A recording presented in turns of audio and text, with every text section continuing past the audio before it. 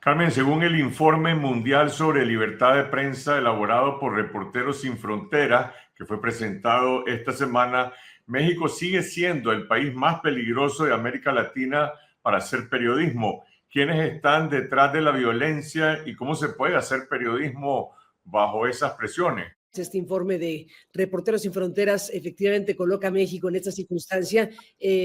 Tristemente, trágicamente, seguimos siendo un país que tiene una larga lista de periodistas asesinados en los últimos años. Estos asesinatos que han quedado en la impunidad, que siguen quedando en la impunidad. Y bueno, cuando preguntas quién está detrás de esta violencia, bueno, pueden ser varios factores. Los propios informes de los organismos como Reporteros Sin Fronteras nos hablan, bueno, pues de los factores criminales directamente, de organizaciones criminales de forma específica que pueden estar detrás de algunos asesinatos, pero también actores del Estado en el ámbito municipal. Se rompen las fronteras cuando tienes franjas del territorio nacional que están cooptados totalmente por el crimen organizado y el narcotráfico, de tal manera que se rompe la frontera entre autoridad y crimen organizado. Y los periodistas que investigan, que dicen, que señalan o que dan alguna información que incomoda o que pone en cuestionamiento la existencia de este estado de las cosas, pues son perseguidos o son asesinados. Estamos hablando de una serie de situaciones como las que se viven en Sinaloa, por ejemplo,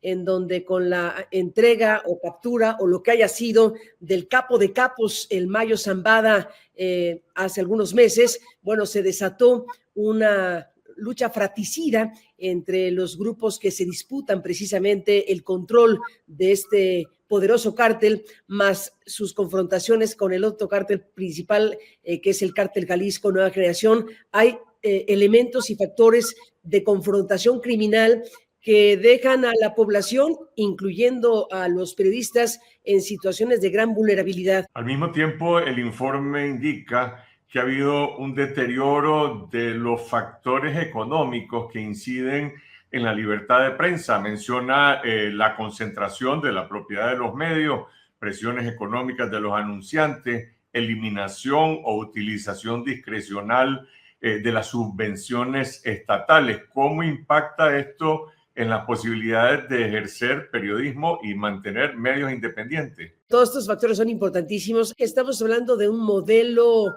de comunicación oficial que ha prevalecido por décadas, que por más que hay informes que han ido documentando el uso discrecional del dinero público para campañas publicitarias oficiales, el uso discrecional de cantidades multimillonarias de recursos económicos para convenios de propaganda oficial a lo largo de los años.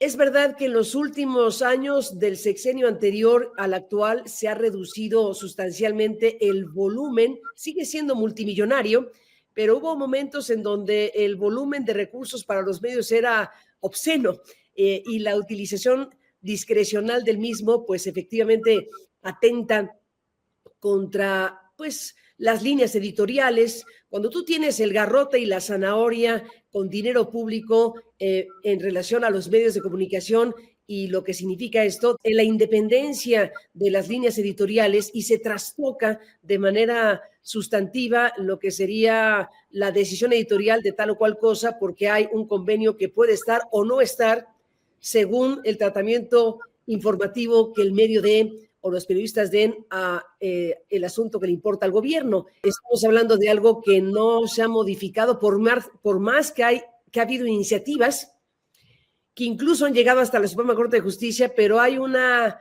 gigantesca muralla que no se quiere derribar porque es un tipo de circunstancia que resulta también conveniente o hasta cómoda para muchos factores de poder, incluyendo los mediáticos. El otro tema que menciona este informe, y se refiere no solo a México, sino a nivel global, es el creciente poder de las plataformas tecnológicas, de los gigantes tecnológicos y las campañas de desinformación. Esta semana tu medio, Aristegui Noticias, publicó una investigación sobre una gran operación de desinformación en México. ¿Cómo funciona la desinformación? Estos reportajes, porque es una serie de reportajes, provienen del acceso que tuvo Aristegui Noticias a 5 terabytes de información, videos, documentos, instrucciones. Es el universo de información y documentación que pudimos y estamos revisando todavía, porque es gigantesco el volumen de información de lo que hacían o hacen en un espacio de la televisora más grande de México y probablemente la televisora más grande de Hispanoamérica en generación de contenidos, que es Televisa.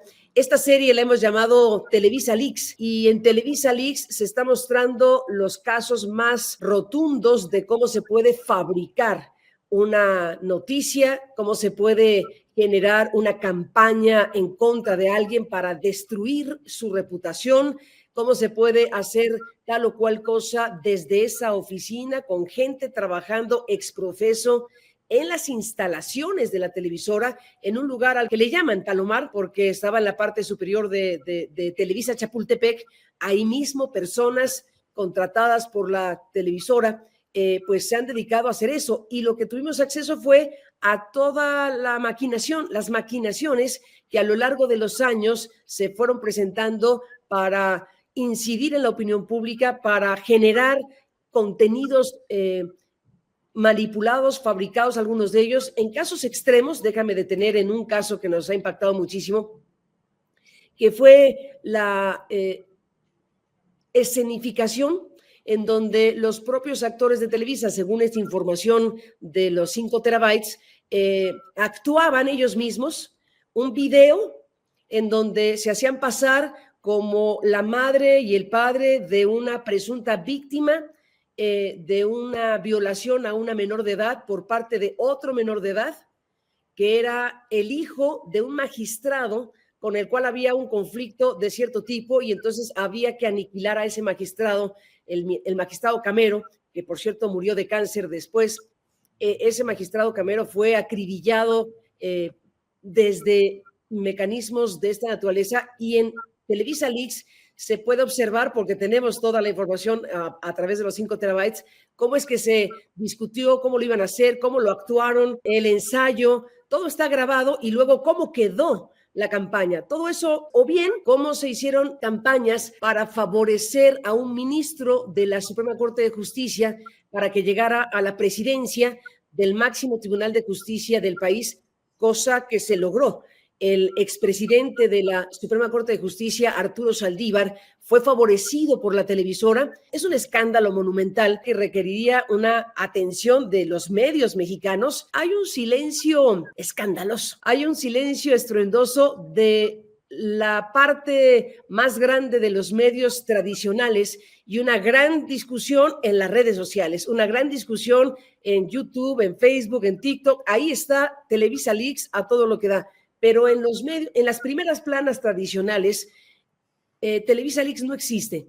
Algunos columnistas que son independientes han escrito el tema, pero en relación a el impacto o cobertura del sistema mediático mexicano, pues están en la tarea de silenciarlo. Hace 2 años vos fuiste objeto, y otras personas en México, de operaciones de espionaje utilizando la plataforma Pegasus en asuntos que incluso llegaron a ser parte de una investigación judicial. Presumo que detrás de ese tipo de acciones habían estado actores estatales. Ahora estás hablando de un poder privado en operaciones de desinformación.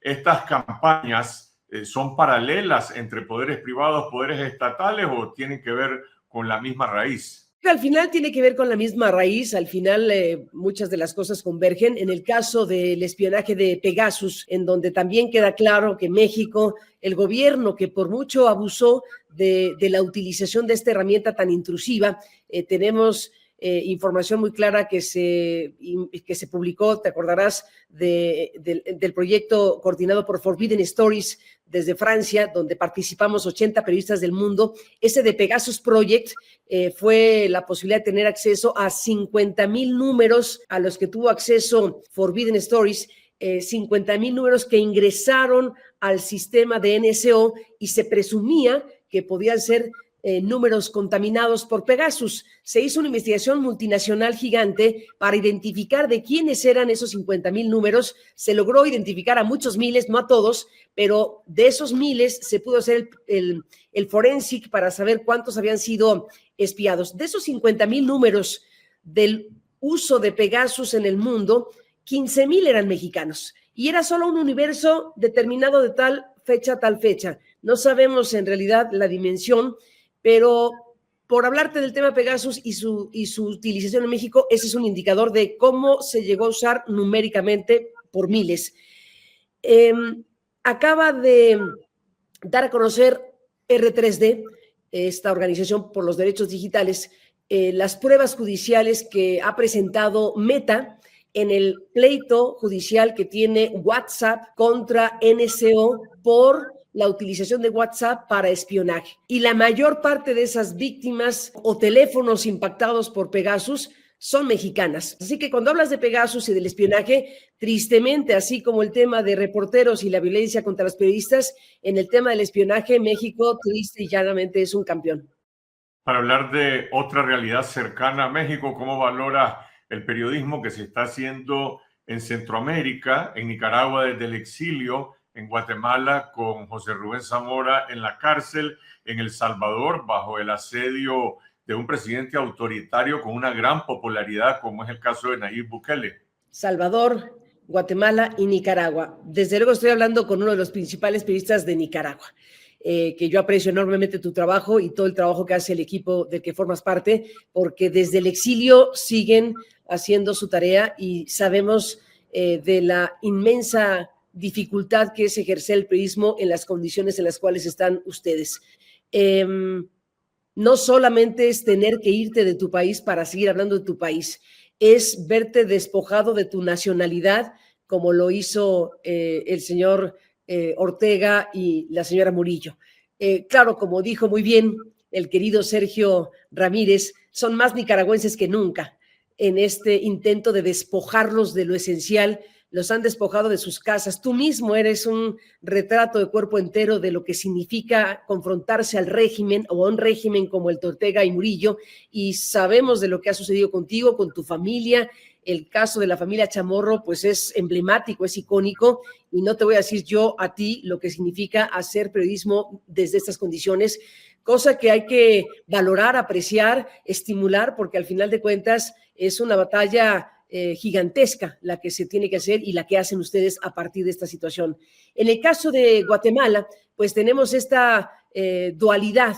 Un presidente que llegó democráticamente al cargo, como es Bernardo Arévalo, pero que tiene enfrente esta estructura judicial encabezada por Consuelo Porras, la fiscal, y toda la estructura judicial que es absolutamente siniestra por lo que se puede apreciar desde aquí. El caso Zamora, pues es otra vez un caso icónico desde hace varios años, pero en este momento vemos cómo esta lucha de poderes produce cosas como que regresa a la cárcel Zamora después de haber logrado pues una posibilidad de reclusión domiciliaria. Es inaudito lo que pasa con Zamora, las acusaciones, la persecución, el sometimiento en la cárcel de una persona que ha dado una batalla periodística gigantesca, que ha sido pues probablemente el periodista de investigación más potente en Guatemala, con su publicación El Periódico, que tuvo que cerrar. Es decir, lo que ha ocurrido con Zamora y los demás periodistas guatemaltecos es terrible, y el hecho de que haya logrado llegar al Ejecutivo un presidente como Arévalo, que se ha pronunciado a favor de que se libere a Zamora, pues se enfrenta con esta pared gigantesca de un poder establecido y mantenido en las instancias judiciales. Así que tampoco hay ahí nada que celebrar. Estamos hablando de una situación verdaderamente dramática. Y en el caso de El Salvador, hay que reconocer y apreciar enormemente también el trabajo que hacen los colegas salvadoreños. Principalmente me detengo en el trabajo de los colegas del Faro, que apenas ahora, cuando tú y yo estamos hablando, están revelando el testimonio de personas que han estado involucradas con las pandillas y con el crimen salvadoreño, y que entraron en negociación con Bukele cuando Bukele estaba candidateado por el Frente Farabundo Martí, cuando fue postulado por el frente, y cómo hizo alianzas de cierto tipo con esos grupos criminales, y ahora pues Bukele es un presidente que se ha instaurado en el poder incluso fuera de lo que establece la Constitución. Algunos le llaman dictador a Bukele por haberse impuesto en una circunstancia de reelección que no estaba contemplada en la propia Constitución. Un poder enorme, con gran eficacia, entre comillas, de eficacia porque sí desmanteló las pandillas salvadoreñas a costa de todo lo demás, a costa de una serie de reglas básicas del Estado de Derecho. Y este caso en particular del trabajo periodístico de personas que forman parte, por ejemplo, del Faro, que es un medio muy importante y reconocido, y porque en este instante está mostrando el tipo de alianzas de Bukele para llegar a la presidencia de El Salvador hace algunos años, pues nos habla de que a pesar de la adversidad y a pesar de las enormes campañas que también los colegas salvadoreños han tenido cuando ejercen el turismo con libertad y con independencia, se les han ido a la yugular. A los amigos del Faro les ha ido fatal. Hablando de Pegasus, ellos demostraron prácticamente en tiempo real cómo habían sido espiados con Pegasus. Lograron una cosa impresionante de poder identificar en tiempo real cómo estaban siendo infectados sus teléfonos. Así que estamos hablando de periodistas en El Salvador, en Guatemala, en Nicaragua, cuyo trabajo es importantísimo, cuyo trabajo se sobrepone a todas las adversidades que puede haber en gobiernos como los de Ortega, Bukele, o con sistemas político-judiciales como el que está imperando todavía en Guatemala.